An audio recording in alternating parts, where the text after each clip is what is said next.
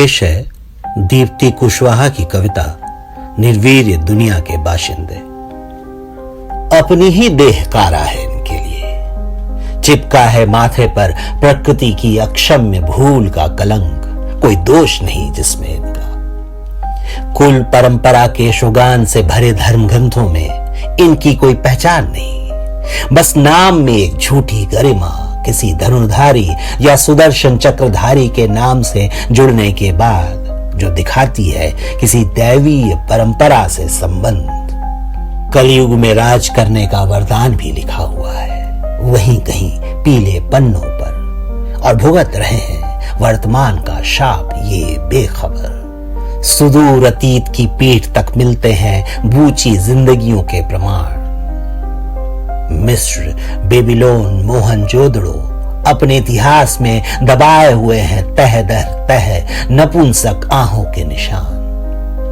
नपुंसक शब्द एक गाली की तरह उभरता है जिसमें छवि कौंधती है हरम की, जहां वे राजाओं के लिए रनिवास की रखवाली में आश्वस्ति का प्रमाण पत्र थे। इनका उभयलिंगी व्यक्तित्व मुफीद था गुप्तचरी के लिए।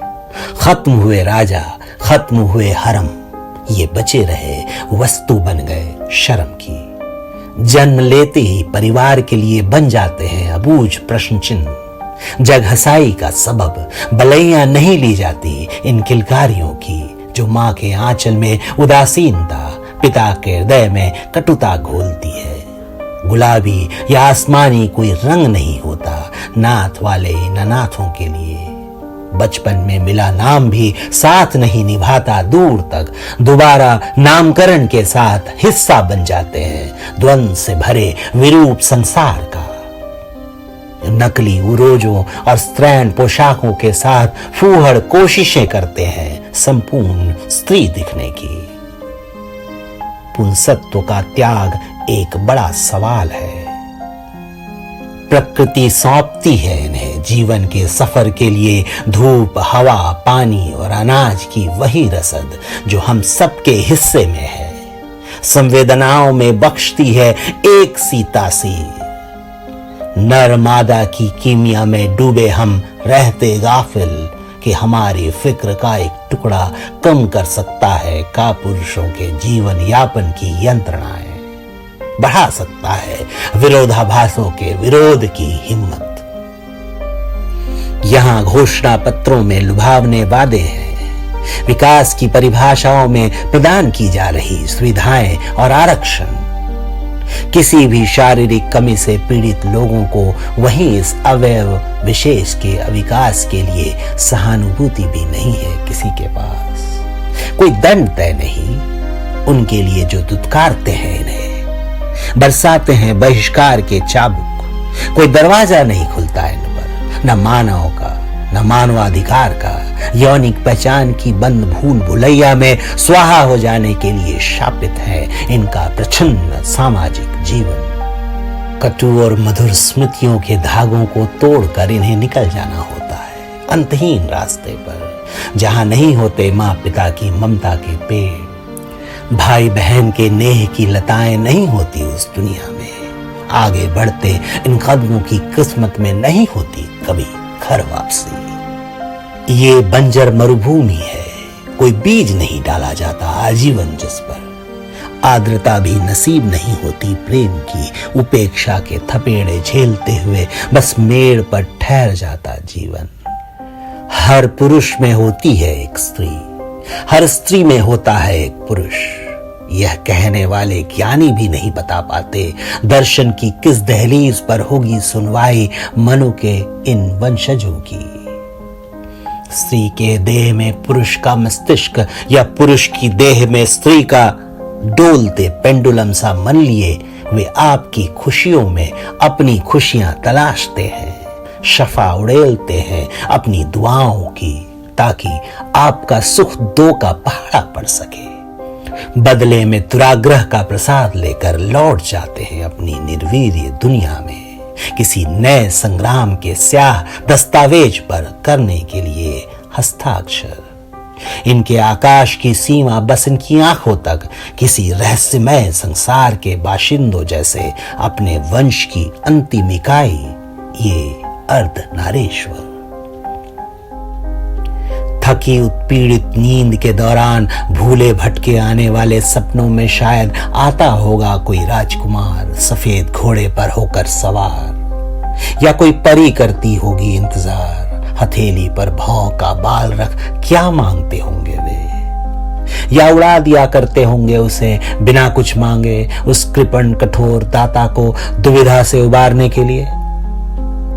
अपनी सुप्त यौन इच्छाओं में पहुंचना चाहते होंगे वे भी पर्वत के शिखर तक, उतरना घाटी की गहराइयों में किसी हरहराती नदी में दूर तक बह जाने का आनंद उनके मन को भी सहलाता होगा। उनका हित दाखिल नहीं होता किसी की परवाह में, बलात् सुख नोचने वाले हैं बहुतेरे, पत्र निकाल कर फेंक दिए जाने वाले लिफाफों सी है नियति इनकी। भले आक्रांता नजर आते हो ये अपने व्यवहार में, छुपाए होते हैं अपने अंदर अपने वंश को अपने साथ खत्म होते देखने का डर। ठीक ठीक तर्जुमा कर पाना कठिन है इनके बेसुरेपन का, ये भोगी हुई तलखियां हैं उनकी जिन्होंने अंतस की मिठास हर ली है, तालियों की कर्कश गूंज में छुपी हुई हैं एकांत की शोकांतिकाएं, निर्लज्जपन दिखाकर ढाक लेते हैं अपूर्ण इच्छाओं का सामूहिक रुदन।